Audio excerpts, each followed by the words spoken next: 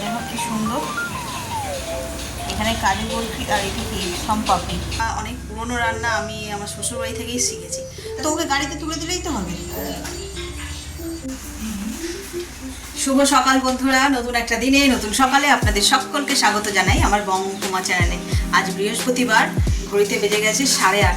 আজকে ভিডিওটা শুরু করতে একটু দেরি হয়েছে, উঠেছি কিন্তু সে সকালেই, রান্নাবান্নাও শুরু করে দিয়েছি। তো চলো আজকে দিনটাকে এখান থেকে দারুণভাবে শুরু করি। সারাটা দিন কী করবো না করবো সবটাই তোমাদের সঙ্গে শেয়ার করবো। আপাতত এখন তোমাদের সঙ্গে যেটা শেয়ার করতে চলছি সেটা হচ্ছে যে ছোটো যে আমরা পাওয়া যায় এই গরমকালে, সেই আমড়ার টক। এই টক আর তেতো গরমকালে হচ্ছে ম্যান্ডেটারি, হলে খাওয়াটা জাস্ট জমে যায়। অনেক পুরনো রান্না, আমি আমার শ্বশুরবাড়ি থেকেই শিখেছি। তো চলো কীভাবে করি সেটা তোমাদের সঙ্গে শেয়ার করে নিই। এই দেখো বন্ধুরা, এবছরের প্রথম আমরা, এটার হবে টক। এটা কেমনভাবে রান্না করি সেটা আজকে তোমাদের সঙ্গে শেয়ার করবো। মাছ, মাংস, ডিম সব রকম তো শেয়ার করেছি, এটা এই টকটা কীভাবে করি সেটা তোমাদের সঙ্গে আজকে শেয়ার করবো। মানে এর গায়ে যে মাংস বা গাছ বলো সেগুলো সব বেরিয়ে যাবে। তো হালকা ভাপানো হয়ে গেছে, এবার এটাকে নামিয়ে নেবো। প্রথমে কড়াই তেল নিয়ে নিয়েছি, তেলটা গরম হয়ে গেছে। এবার সর্ষে আর শুকনো লঙ্কা করে ফেলছি।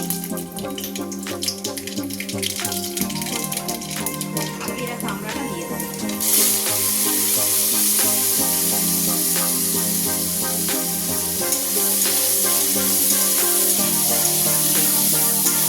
আগে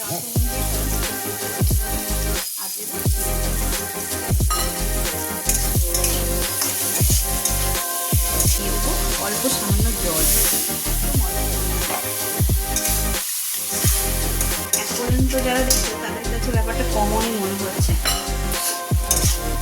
আসল টেস্ট পরে আছে। চলো এবার এটা একটুখানি নেড়ে ফেলে নিই। দেখো জলটা একটুখানি ঠিক হয়ে আছে আর আমড়াটা কিন্তু ভালোই নরম হয়ে গেছে। এবার এর মধ্যে যেটা দেওয়া সেটা হচ্ছে এই যে পোস্ত বাটা। এবার তোমরা কমেন্ট করো যে তোমরা আগে কখনো করেছো। চলো অলমোস্ট ডান হয়ে গেছে, বেশিক্ষণ সময় লাগে না। একটু পোস্তর কাঁচা ভাবটা চলে যাবে, দিলে একটু অল্প সামান্য জল দিয়ে এটা নামিয়ে নেবো। আগে গেছে ঘনত্বটা এরকম থাকবে। চলো এবার এটাকে ঢেলে নিই। সুন্দর টক রেডি। এই যে উঠছে, এদিকে পোস্ত বসিয়েছি আর এদিকে করবো হচ্ছে আজকে টক মিষ্টি চাটনি করেছি। পোস্তটা ঝাল ঝাল করে করবো আর এদিকে তেতো, সব রকম স্বাদের রান্না আজকে হবে।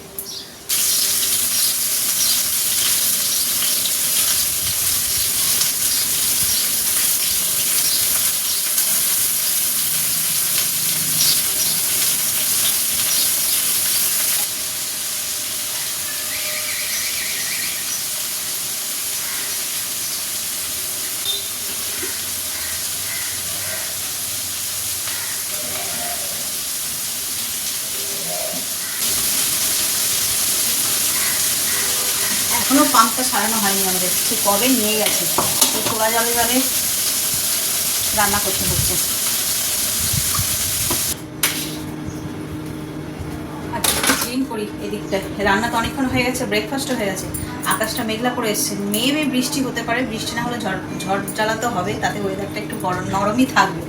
তো সেইটা দেখে আর কি প্ল্যানটা করলাম যে একটু পরিষ্কার করি। চলো সঙ্গে থাকো, অনেকটা সময় লাগবে করতে। ঘড়িতে সবে বাজে 12টা 20, এখন 1:30-2টো পর্যন্ত তো চলবে।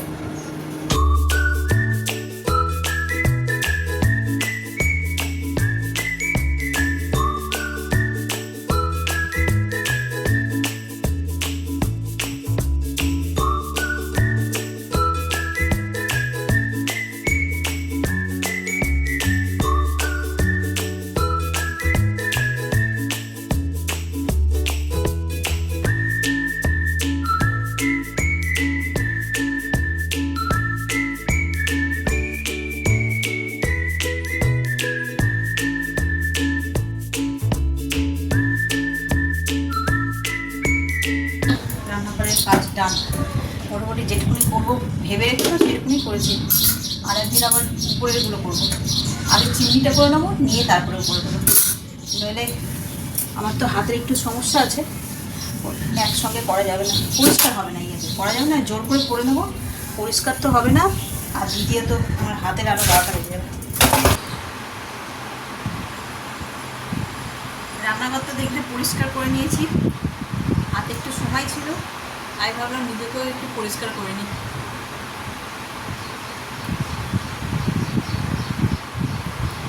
অল্প একটু মোম রেমেডি, বেসন, যেটা সব ঘরেতেই থাকে, বেসন, টক দই, লেবু, মধু সব একসঙ্গে নিয়ে নিয়েছি, এই জাস্ট ফেসটাতেই অ্যাপ্লাই করি। বাইরেটা সেই থেকে মেঘ করেছিল যখন থেকে আমি রান্নাঘর পরিষ্কার করছি, এখনও বৃষ্টি আসার নাম নেই।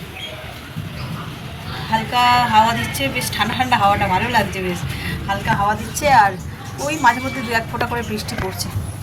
ছেলেটা পড়তে গেছে, ভাবছি একবারে বাড়ি ফিরলে তারপরে যেন বৃষ্টিটা হয়। আবার এদিকে মা আর ভাই বেরোবে, একটু মাকে নিয়ে যাবে চোখের ডাক্তারখানায়, বেরোবে, আবার যদি ঝমঝম করে বৃষ্টি আসে, অবশ্য গাড়িতে এখানে উঠে পড়লে মায়ের কোনো অসুবিধা নেই, একেবারে হসপিটালের সামনে গিয়েই নামবে, কিন্তু ছেলেটা সাইকেল নিয়ে গেছে তো বৃষ্টিতে ভিজবে। তো দেখে মনে হয় না যে খুব মুষলধারে বৃষ্টি হবে, তেমনটা কিন্তু নয়, আকাশ একদম নর্মাল। মাকে শাড়িটা পরিয়ে দিলাম, দেখি এখন বেরোয় কিনা।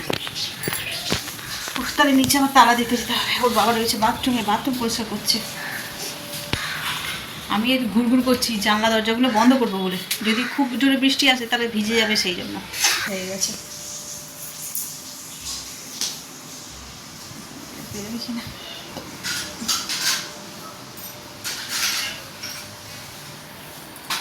হয়নি, নামিয়ে দাও, তোমার পড়বে, চলে যাও, বৃষ্টি পড়া শুরু হয়ে গেল। কে?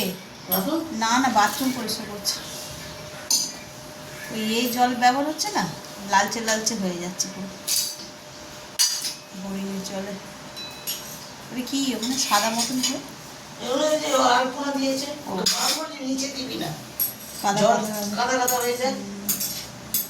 ছেড়ে দাও, তুমি বেরিয়ে পড়ো, তোমার তীব্র হয়েছে, এটা টেবিলের উপর নিয়ে নিচে কোথাও রাখো।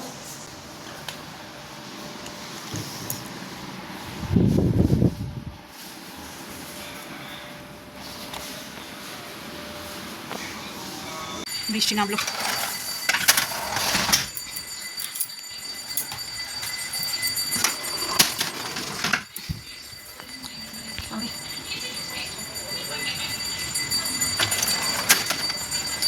হালকা ঝিরিঝিরি করছে, এখন বেশি পরে নিয়ে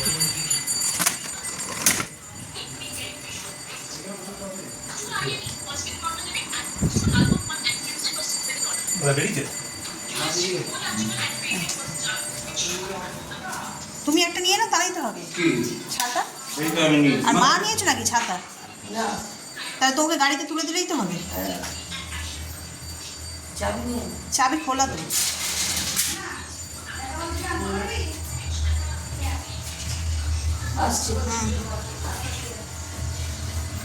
দেখে না অন্ধকার হয়ে যাচ্ছে, এইখানে লাইটটাও তো কেটে গেছে, এটা দেখি আমি আলু দিচ্ছি। 7 মিনিট দাও, কি করবে, ভিজে যাবে তো যদি ঝমঝম করে বৃষ্টি। মা আর ভাই তো বেরিয়ে গেল দেখলেই, ওরা চলে যাওয়ার পরে এই যে আমরা খাবার নিয়ে বসেছি। আর আজকে আমার মেনুতে কী আছে চলো তোমাদের সঙ্গে শেয়ার করি, বেশ ভালো লাগছে জানো তো, অন্যান্য দিন করি না, কিন্তু এখন মানে আমি আমার ডায়েট চার্টের মধ্যে কী রেখেছি আর কি কি খাচ্ছি না খাচ্ছি সেগুলো শেয়ার করতে বেশ ভালো লাগছে। তো এত কিছু নিয়ে বসতামও না, এখন এত মানে সবজি পাতি নিয়ে সব বসছি। এখানে রয়েছে ভাত, শসা, লেবু, আর রয়েছে ঝিঙে পোস্ত, উচ্ছে ভাজা, এখানে আছে সয়াবিন, আর এখানে আছে পেঁপে, ডালেই দিয়েছিলাম, আগে থেকে তুলে রেখে দিয়েছি পেঁপেগুলো। তো চলো, এই তো হলো আজকে দুপুরে মেনু। আজকে যেহেতু নিরামিষ সেই জন্য মাছ মাংস কিছুই নেই, তো চলো চটপট খাওয়া যাক।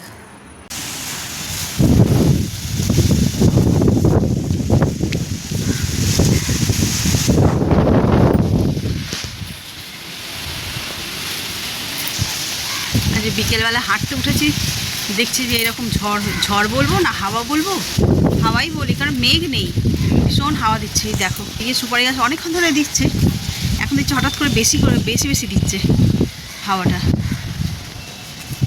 সুপারি গাছটা দেখলে এই হয়ে মরাত করে ভেঙে যাবে। যাবে নিশ্চয়ই কোনো না কোনো দিন, প্রায় সময় এরকম দেখি, প্রায় সময়। এত হাওয়া দিচ্ছে, হাওয়ার মধ্যে হাঁটছি তো দেখছি হাওয়াটা আস্তে আস্তে বাড়ছে, মানে ঝড়ের আকার ধারণ করছে, কিন্তু চারিদিকটা পরিষ্কার। আর আরেকটা জিনিস দেখেন, এই এই দেখো, এটাতেও রং ধরছে, পিঙ্ক কালার হচ্ছে, বুঝতে পারছো তো নিশ্চয়ই। অনেকগুলো হয়েছে, একটাই হয়েছে, এটাও হালকা হালকা পিঙ্ক হচ্ছে, এই যে।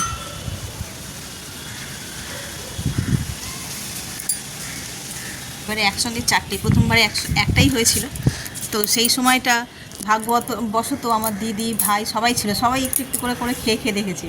আর এবারে একসঙ্গে চারটে হয়েছে, এর চারটের মধ্যে দেখছি দুটো একসঙ্গে পাকবে, আর নিচের দুটো দেখছি আকারটা ছোটো মতন। তো যাই হোক, যেটুকুনি হোক গাছে হয়েছে এটাই। ওই আনারসটার জন্য ভীষণভাবে এক্সাইটেড, যে আনারসটা ভাবছি তো গাছেই পাকাবো, তো ওটা কেমন হবে। পেকে গেলে অবভিয়াসলি মিষ্টি হওয়ারই কথা, তাও দেখি মাটিও তো অনেকটা করে, ম্যাটার করে যে মিষ্টি হবে কি না।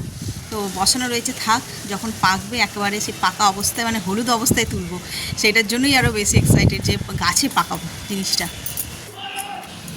এটা হলো আজকের আমার সন্ধেবেলার বলো আর ডিনারই বলো। তো এইটা হচ্ছে 8টা, ঘড়িতে বাজে 8টা। বসছি ছোলা নিয়ে, যদি রাতে খেতে ইচ্ছে করে তাহলে খাবো, নাহলে এইটাই ডিনার হয়ে গেল। অনেক তাড়াতাড়ি বলেছে ডিনারটা সেরে নিতে। চলো, কার কার এরকম পছন্দ। এর সঙ্গে মুড়ি হলে জাস্ট জমে যেত, কিন্তু মুড়ি খাবো না, শুধু এটাই খাবো। লেবুর গন্ধ আলু কাবলির মতন ছাড়ছে, তো অল্প একটু ভাজা মশলাগুলোও দিয়েছি।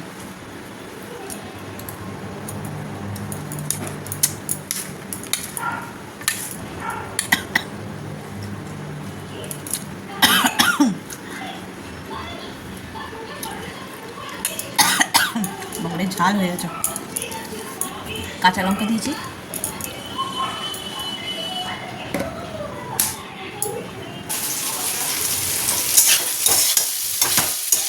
আজ রাতের জন্য এই যে পটল আর আলু মশলা দিয়ে ভাজছি, এটাই হচ্ছে আজকে আমাদের রাতের মেনু। আর এখানে ছেলের, ও তো ওইসব খাবে না, ওই জন্য দুটো ডিম সিদ্ধ করেছি। এই তরকারিটা নামিয়ে নিয়ে ওটাকে কারি করবো,